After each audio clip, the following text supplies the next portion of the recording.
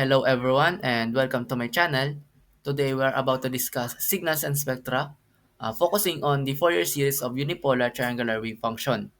So this is not just a mathematical application, We will also simulate and verify our results with actual laboratory experimentation. So let's get going. Ayan, for our agenda for this topic, first we need to derive the Fourier series form of unipolar triangular waveform. So we have three. We have three forms, which is exponential form, combined trigonometric form, and the trigonometric form. Second, we need to derive the root mean square voltage of the waveform. After that, we will use the MATCAD application to simulate the Fourier functions, and we will also use Falstad to simulate the circuit design, generating this unipolar triangular waveform. After that, we will verify all of our results by implementing actual laboratory experimentation. So dapat yung mga results natin sa manual calculation and simulation dapat magtali siya sa ating actual. Okay, next, unipolar triangular waveform. So ayan, we need to define our signal muna. So unipolar from its word. So our signal should be uh, above 0 volts. So it goes up from 0 up to a peak amplitude of x naught. Ayan, sa diagram natin, andito yung x naught. So triangular. So ang shape naman natin yung waveform natin, kita naman. Triangle siya. So yan, triangular waveform. Ah, yung triangular waveform natin, nagre-repeat siya for every period t naught. So dito, one cycle niya is always in t naught. So, yung goal natin is to find the equation that builds this shape using sine and cosine waves. But before that, yan, yung mga formulas muna natin. Ito yung mga gagamitan nating formulas for our Fourier series forms. Yung mga hinahanap natin. Exponential, combined trigonometric, and trigonometric forms. Medyo malabo siya, So, pakita ko na lang sa inyo sa, during the explanation kung ano yung mga formulas na ginamit natin. So, moving on. Ayan. Bago natin ma-process yung ating mga Fourier series forms, we need muna to undergo piecewise function. So, ayan, we can identify our piecewise function kahit sa isang period lang. Kasi, repeatable naman siya for every cycle. So, we can utilize just this. So, ayan, we have two linear forms, or we can derive two linear equations from this. We have this, the rising slope, ayan, and next is this, the falling slope, yan, the falling slope. Okay, next, ito, yung nasa right, this is our piecewise function. So, pakita muna natin kung paano natin dinerive itong equation na ito. So, ayan, piecewise function. To determine our piecewise function, we need to solve this using point slope formula. So, yung m sub 1 natin yung magde-define ng ating rising slope and yung m sub 2 naman yung magde-define ng ating falling slope. So, ayan, hanapin muna natin itong mga values na ito, yan sa equation na yan. So, yung y sub 2, ayan, dito yan sa point na yan. And dito yung basehan natin ng ating y-axis. So, from this point, x naught siya. So, ang ating y sub 2 is x naught. For this naman, yung y sub 1 natin, dito siya. So, the value should be 0. Next is yung ating t sub 2. Yung t-axis natin, ito yan yung sa baba. So, t sub 2, it should be here. Then, dito siya nagpantay. So, ang ating t sub 2 is equivalent to t naught over 2. Then, for our t sub 1, dito siya sa 0. So, it should be 0 as well, yung value. Next, processing this, inputting the values, we will have this value, yan, 2x naught over t naught. Then, itong value na ito, yung slope, we will input it into our general point slope formula. So, yan, input lang natin just like before. Then we will have this value of tx naught over t naught multiplied to t. So, iyan yung unang piecewise function natin. Second is our falling slope. Same process lang sa rising slope, ano? Pero iba lang yung value niya ng y sub 2, y sub 1, t sub 2, and t sub 1. So, ayan. Dito naman, yung y sub 2 niya, dito na siya. So, magiging na siyang 0. Yung y sub 1 naman is yung magiging, yung x naught natin, yung magiging y sub 1 niya. Then, for t sub 2, dito siya pantay. So, it is t sub naught. Then, for our y sub 1, magiging na siyang t sub naught over 2. And processing that, we will have a negative 2x naught over t naught. Then, inputting it sa general point slope formula, we will have a value of 2x naught minus 2x naught over t naught multiplied to t. Yan. Next, exponential form. So, ayan, yan yung general equation ng ating exponential form. But before that, we need to find muna natin yung C naught or yung tinatawag nating DC offset. So, bakit siya hinahanap natin? Bakit natin siya hinahanap sa ating unipolar wave function? Since, yan nga, sinabi ko, this is a unipolar wave function, it is above zero. So, ibig sabihin, yung waveform natin, it has a DC offset. And this equation, this value, is the equivalent of our DC offset. So, separate na talaga siya doon sa ating exponential form. So, you can say nakulang ito. And this is our DC offset. May further explanation pa dyan kung bakit kailangan talaga siya. But first, isolve na muna natin to. Ayan. So, ayan. Ang ating formula is 1 over t naught with the integral with limits 0 to t naught x of t raised times dt. Ayan. Next, input natin yung ating piecewise functions. So, ayan nandito yung ating 2x naught over t naught and yung 2x naught minus 2x naught over t naught multiplied to t. So, processing that, we will have these equations. Then, input natin yung kanilang limits. Then, solving that, we will have our DC offset value of x naught over 2. So, yan. Makikita nyo, x naught over 2.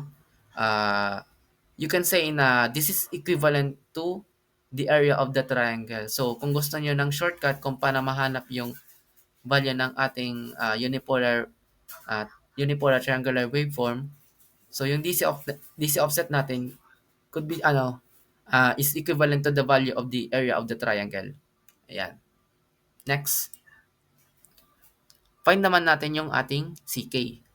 So, in-input na natin yung ating general equation dito. Then, after that, ayan, nilagay natin yung ating mga functions sa ating piecewise.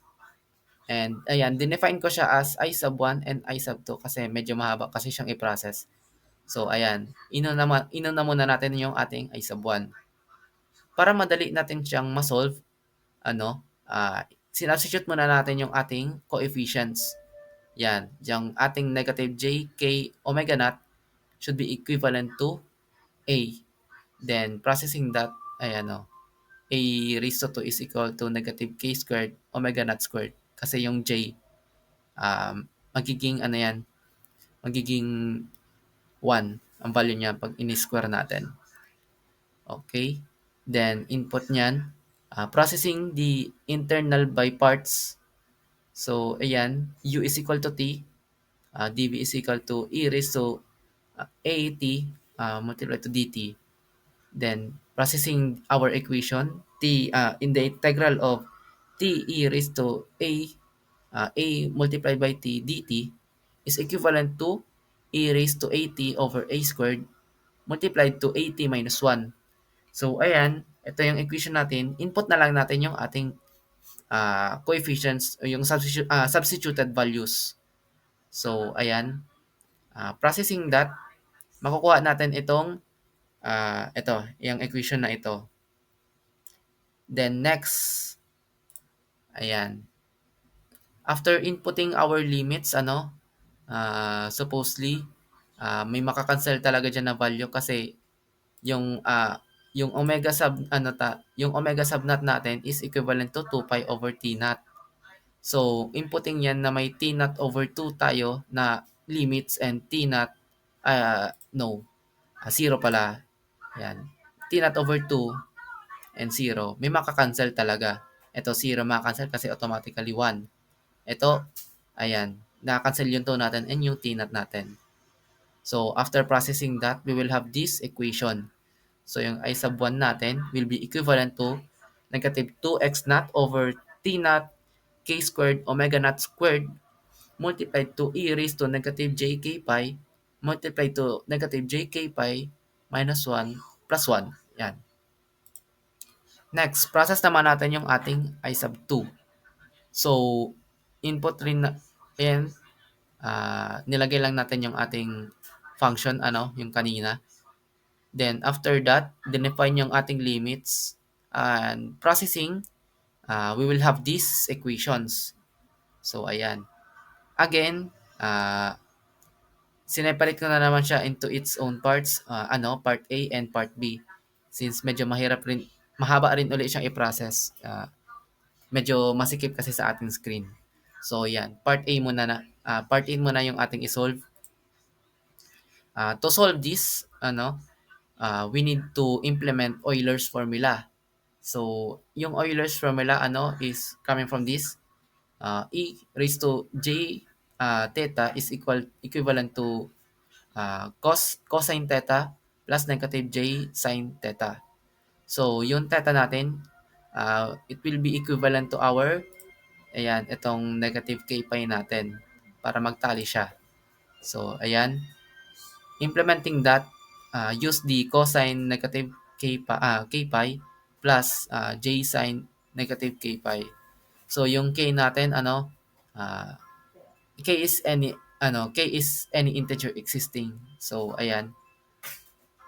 For yung sine negative k pi natin, it will be always 0 for any values of k. Mache-check na naman nyo sa calculator nyo na kuwari, yan, 1, 2, 3, and so on. Input nyo itong equation na ito. Pag minultiply siya sa pi, it will be always equivalent to 0. So, ito naman sa cosine, negative k pi is equal to 1 for even and negative 1 for odd.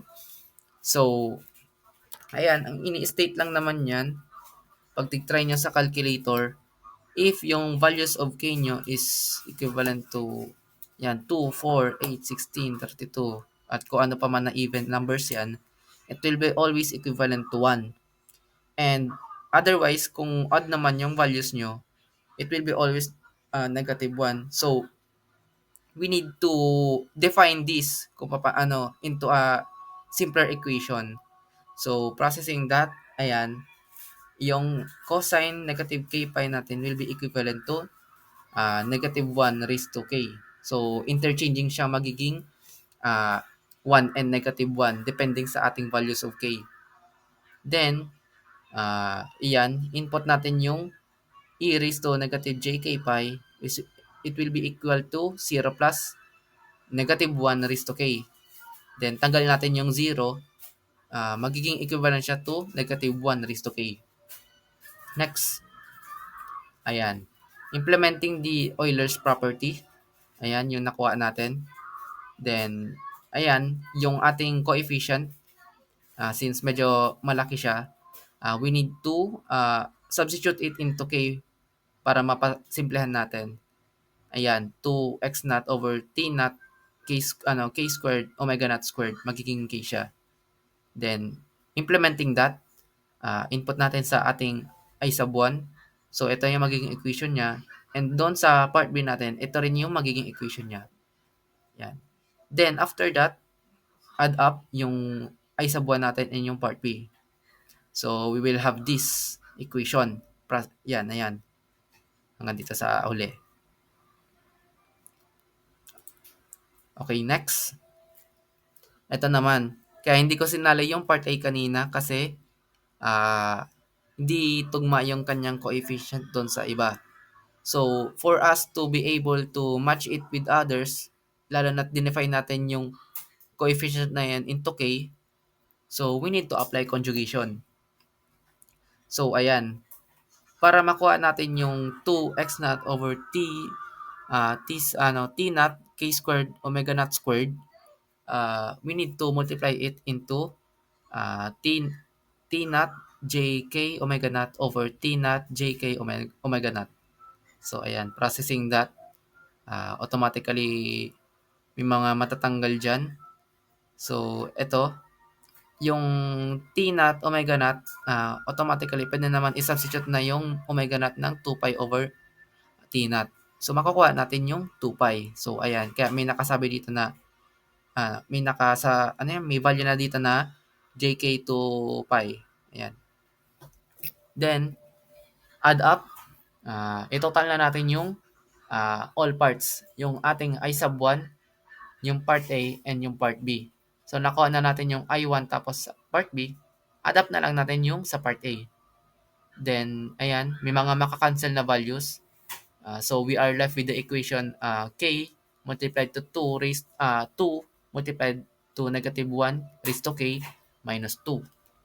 So, ayan, implement na yung sa ating equation, yung 1 over T naught, i-multiply natin dito sa value na ng ating dito sa value na k multiplied to 2 multiplied to negative 1 raised to k minus 2. Then we will have this. Ayan. Yung k pala, sinubstitute pala muna para ma-process na natin. Balik natin sa natin yung value, yung sa coefficient. Processing the previous so we will have an equation like this. Then to process we will input our original values. Then may mga makakancel. So we will have this equation which is the x sub naught over k squared k squared pi squared multiplied to negative 1 raised to k minus 1. So for us to find our values of this, since naka raised to k siya, so for even k, so magiging equivalent siya to 1. Then 1 minus 1, inputting that, magiging equal siya to 0. So, for even k, ck is equivalent to 0. But for odd k, we will have a negative 1. Then, inputting that, we will have a negative 2. So, input lang siya doon sa x naught over k squared pi squared. So, at odd k, we will have ck is equivalent to negative 2 x naught over k squared pi squared. So, ayan. Lagay na natin siya sa ating general equation. Input the DC offset and the ck. So, ayan. Ang ating equation is x naught over 2 plus, ayan yung summation at k odd. We have the negative 2x naught over k squared pi squared e raised to jk omega naught t. So, ayan. Next, for our combined trigonometric form. So, ito medyo madali lang to.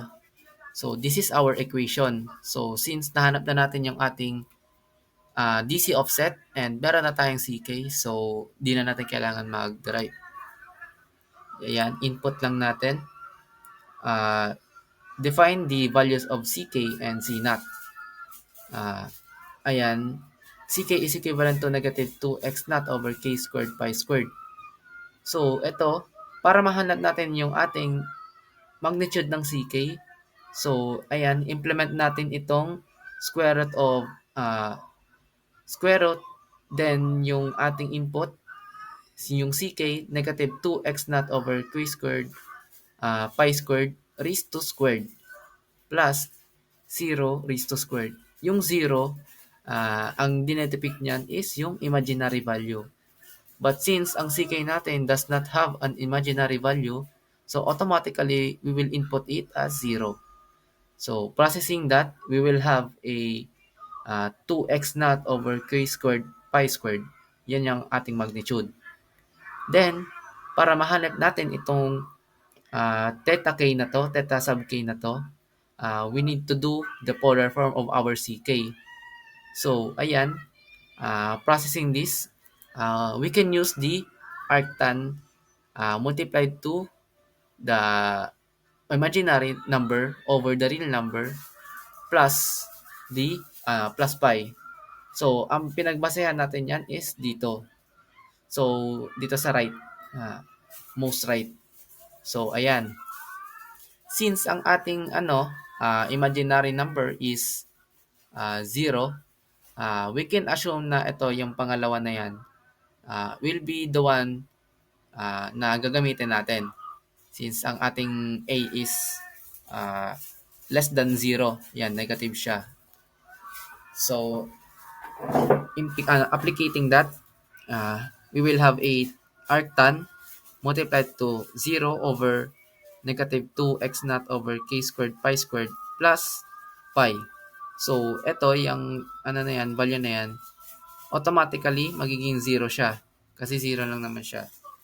Then, plus, plus pi, then we will have a value of pi. Yung magiging angle natin, yung theta k will be equivalent to pi.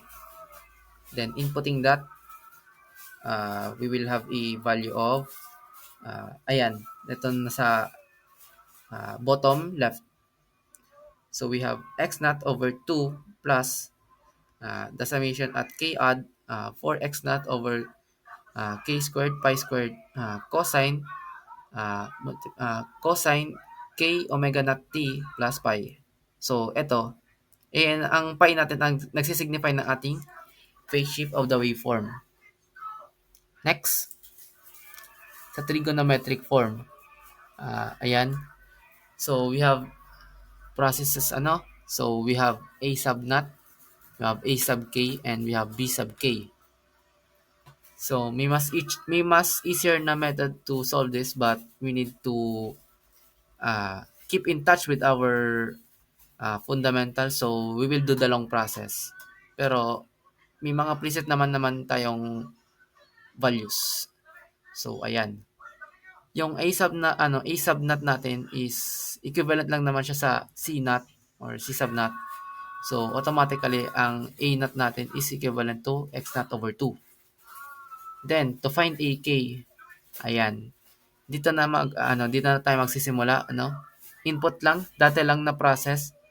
Ang difference lang is that yung dati sa exponential is meron tayong e raised to jk omega naught t. Dito, we have the cosine k omega naught t dt. Ayan. Input natin yung ating dalawang function. So, 2x naught over t naught t and 2x naught minus 2x naught over t naught multiplied to t. Then, separate it again. Ayan. Yung ating I1 and I2. So, next. Same process ulit para mapadali. We need to implement IBP or integration by parts. Ayan yung mga preset, ayan yung ating mga naka-preset na conditions. And yung mga na-derive, yan yung mga du is equal to dt, dv is equal to cosine at dt, yan, and so on. Then, processing that, the integral of t cos multiplied to at dt is equivalent to, ayan, nagamit tayo ng uv minus integral of v du.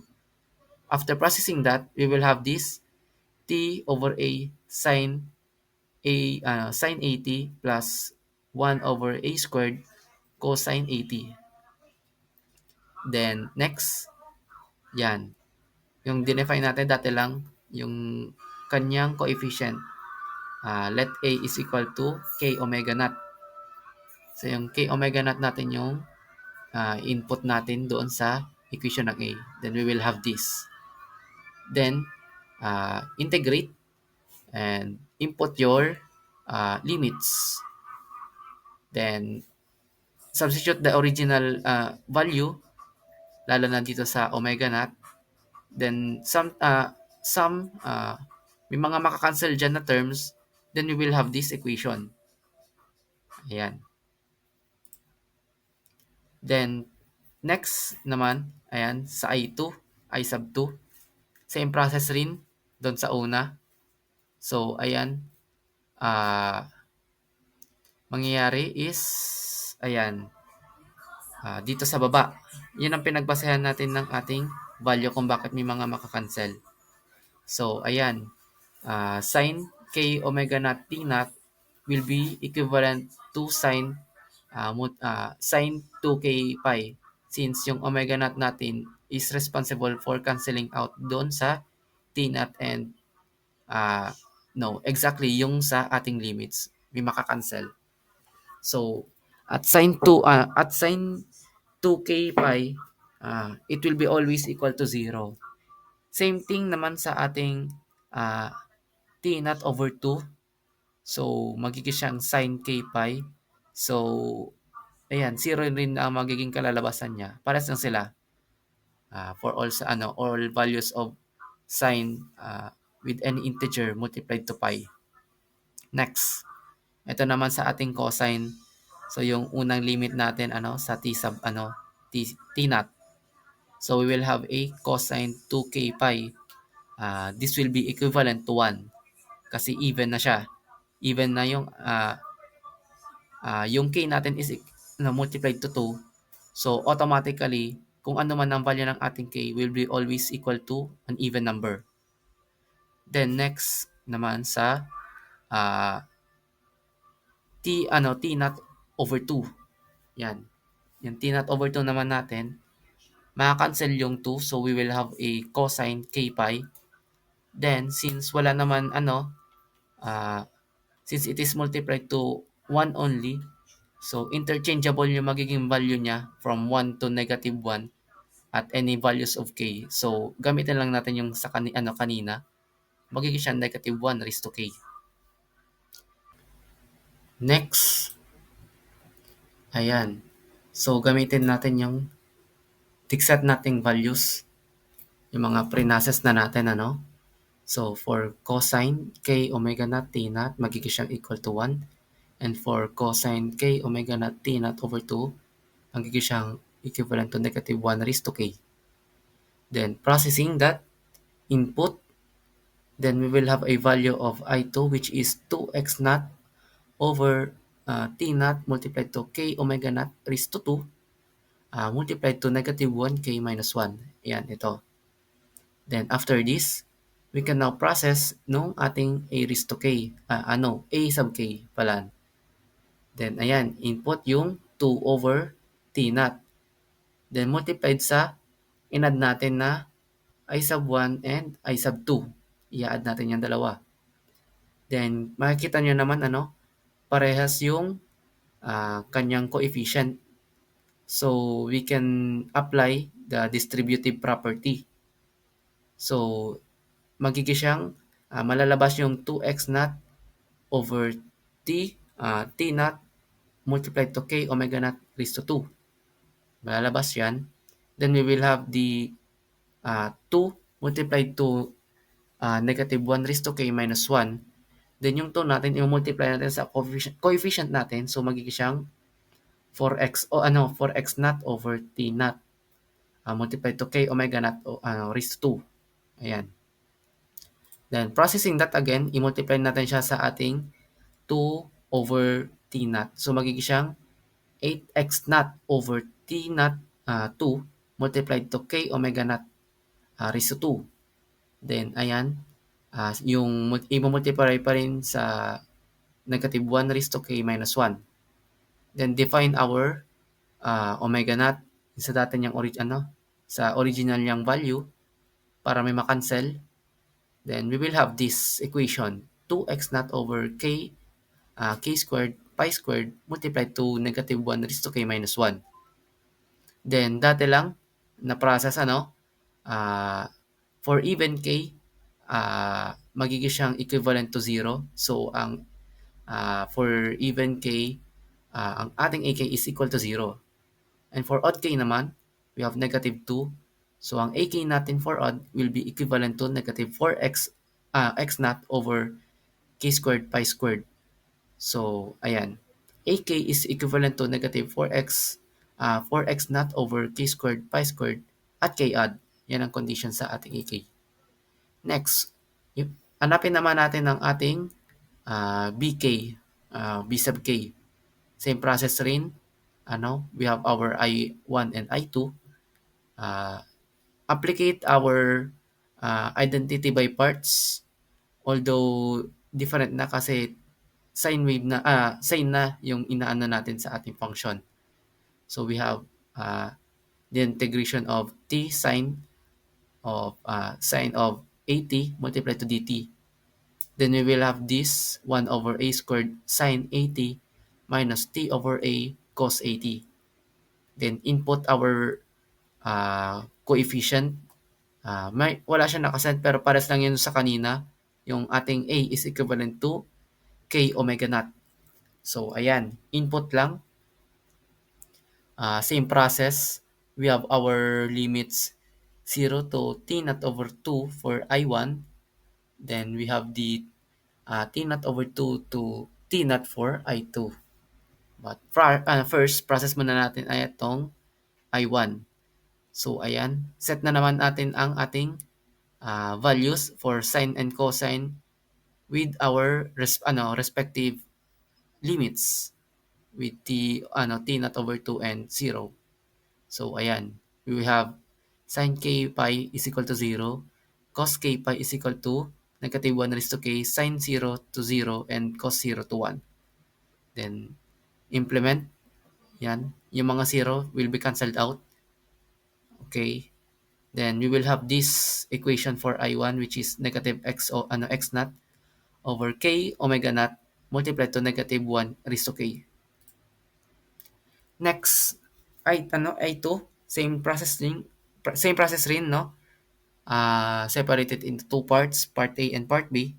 So, part A muna tayo. Ayan, integrate it and define our limits. Ayan, set our limits and substitute yung original value ng ating omega naught. So, we will have this equation dito sa left coming from this processes dito sa right. Ayan. Same lang. Then, for part B, ayan, may process rin dito. Ito dito sa top right part. So, ayan, integrate rin with the set limits. So, cancel out yung mga zeros. And we are left with teka, di nakikita.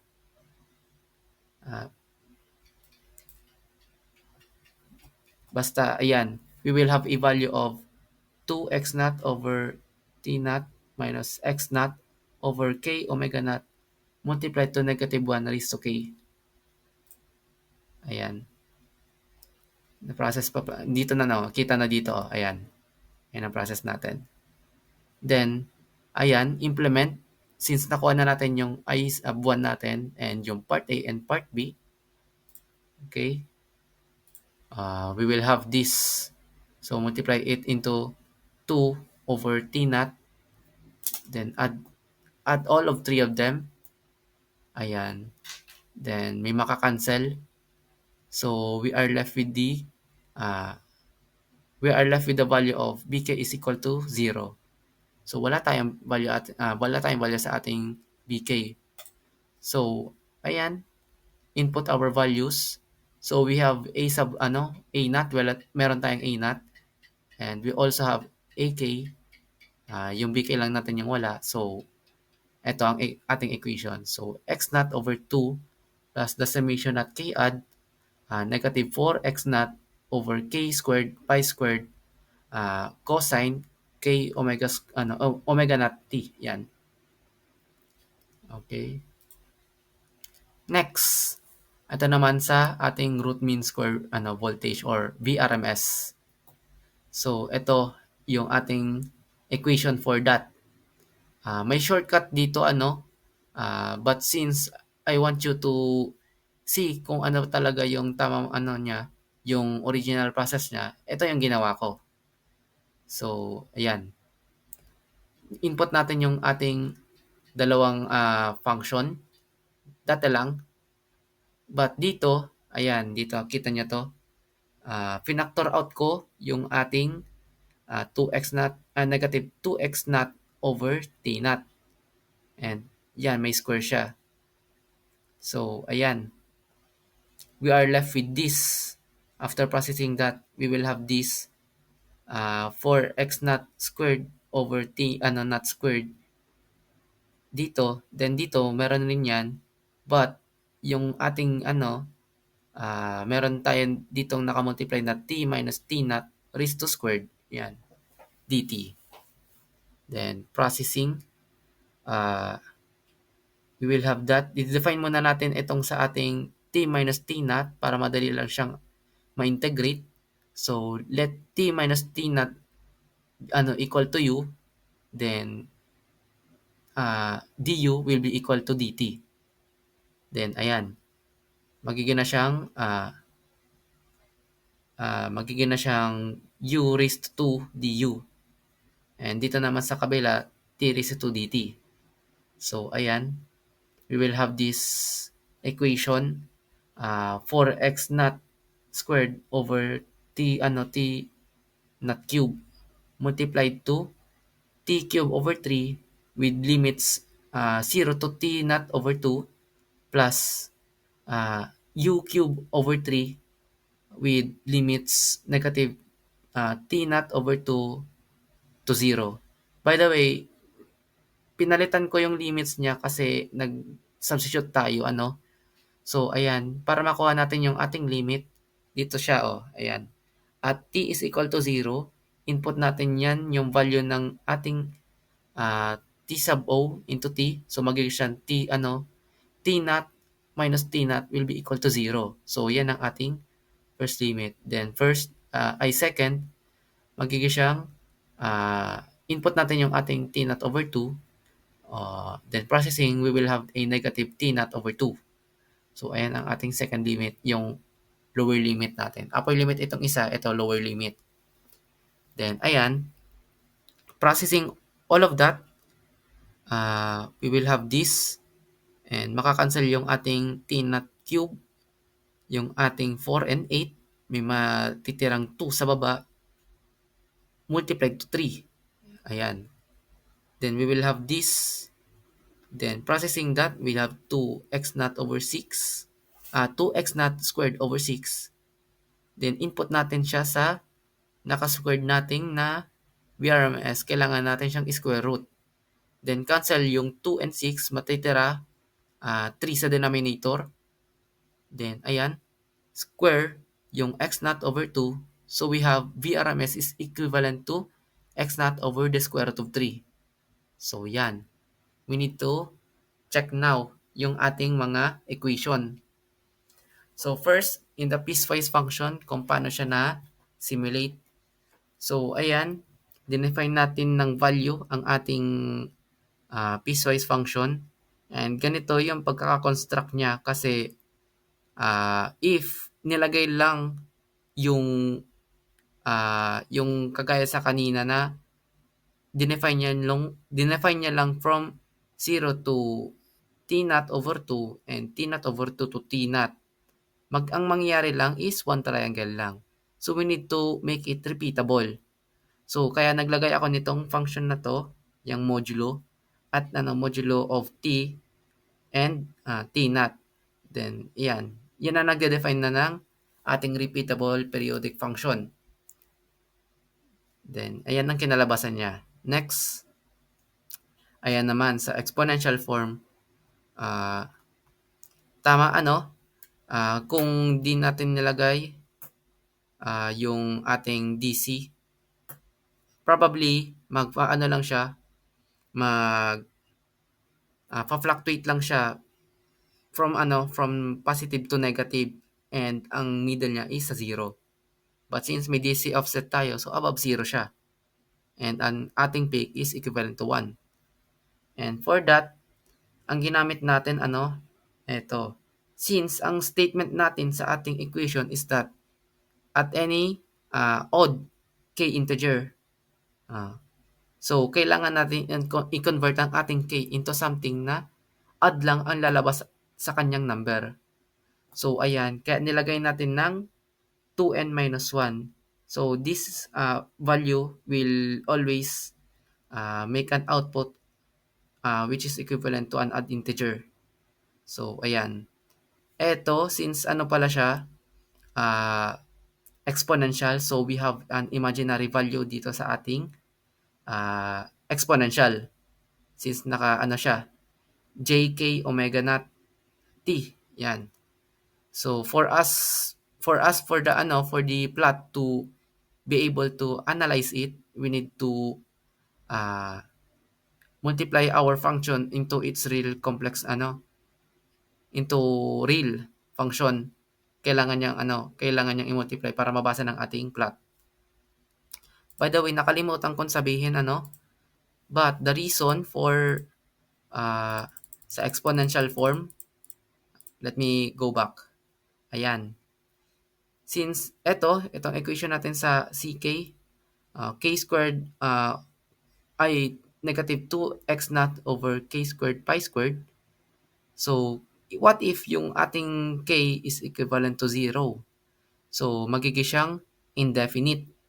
Kaya ang mangyayari, kailangan natin talagang input yung sa ating DC offset. Ayan. Kasi yung DC offset, pag nag-0 ang ating k, nagde-depend siya ng ating DC voltage. Ayan. So, ayan. Diyan lang naman yan naggaling. Okay. Processing that, balik tayo doon sa ating simulated. Ayan.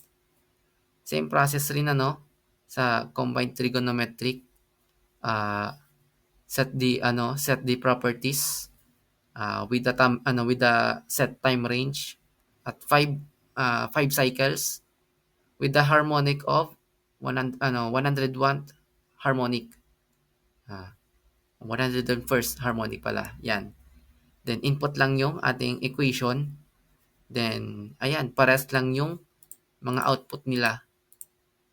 Yan. Walang pinagkaiba, walang phase shift, same amplitude and parehong period. And sa trigonometric form, yan, same lang siya doon sa iba. Ayan. Next naman is for simulated. But let me, yan, para makita nyo yung value. Ayan. This is the first configuration kung paano tayo makagawa ng triangular waveform or unipolar triangular waveform. So, ayan, gumamit tayo ng comparator which is, ayan, ang responsible dyan is 555 timer and ang responsible naman for ating integrator para mabasa yung square wave into a triangular waveform, op-amp. Op-amp ang gagamitin natin. But since wala tayong availability, so iba yung ginamit natin sa actual implementation. But here, pakita ko lang sa inyo na ayan, with 200 Hz ata to, if I remember correctly, we will have a maximum peak, yung Vmax niya, yan, 5.3 or just 5 itself na Then yung minimum natin is 173.721 millivolts, or we can assume that it nagaano na siya, staying na siya dito sa top of the zero or near zero. So ayan, hindi natin to ginamit and next, ayan, hindi pala kita dito. Go out natin. Ito yung ginamit natin for availability. Here we use a passive RC. We are using a circuit so-called a passive RC integrator. So what are its components? We just need to, since may available naman sa aming laboratory na function generator, so we automatically applied it into a square wave function. with a value of 200 hertz. Then yung value ng ating R is equivalent to 5K, and yung ating value ng ating C is equivalent to 1 microfarads. So ayan, pag minultiply natin yung dalawa, it should be equivalent to uh, the time period, no? So yung time period na yan is equivalent lang naman yan sa 1 over uh, frequency. 1 over frequency. Yung reciprocal ng ating frequency, yan, 200 Hz, equivalent siya sa value ng ating RC. Kaya, ang mangyayari dyan, if equivalent ang RC sa ating period, we will have a uh, perfect triangle, even though this is not an optimized version o kung paano ma-analyze ang triangular wave, kasi originally this will show a shark fin wave, but since ayan, kasi siya, anong tawag nun, exponential, yan, exponential ang kanyang pag-analyze ng waveform. But since yan RC, so it will show a triangle waveform. Then ito namang voltage divider, this is responsible naman for for the DC offset. So ayan, reasonable naman ang input ko 5V with R1 and R2 as 1K. Pag in-apply mo sa voltage divider, ang magiging output niya is 2.5. Dito sa ating supply, this is set as 5V, and ito 2.5. Yung ating value ng DC offset is x naught over 2. So meaning dapat ang value natin is half the value of the source or the main source. So ayan, tama naman. So kaya ang ating waveform is siya, above siya sa 0, or ayan, nakashot sa 0, coming from its peak na value. Hindi siya sa negative side ng waveform. Okay, next. Ayan. Actual experimentation, So ayan, sa passive RC integrator, ito ang ating function generator. This is our mga components with RC, resistor and capacitor, and the resistor responsible for DC offset. And ito naman yung other supply natin, yung DC supply. Ayan, next. Yan. Pakita dito na naka-square wave ang ating function generator. And ito ay yung configuration ng ating experimentation. And yan, para sa video. Yan, showing. Stop natin dyan. So, ayan ang Vmax niya is 4.88. Sabi dito, ang ating VRMS is 2.92V. But ang equation natin for VRMS is equivalent to x naught over square root of 3. So, kailangan natin i-calculate kung tama ba talaga.